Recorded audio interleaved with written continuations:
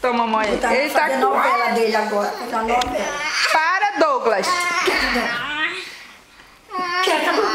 Vai pra lá. Ele fica me filmando. É, não, João. Ele tá com raiva porque eu disse que eu achava que...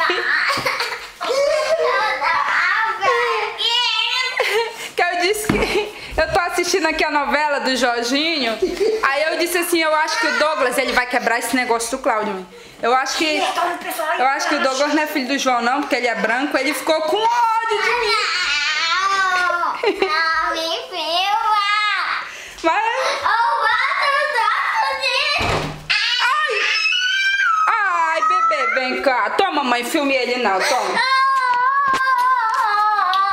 Mas tu sabe que a tia tá brincando. Não tô filmando não, não sei filmar não. A mãe não sabe filmar não. Eu não sei filmar não. Ai, batia. Tá bom.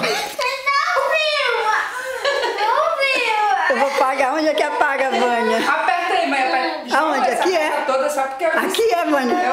É, peraí, deixa eu falar com o João. É aqui? Ó, João, essa raiva toda é porque... Aqui? É, porque eu disse assim, eu acho que o Douglas não é filho do João não, que ele é branco, ele ficou com ódio, fecha.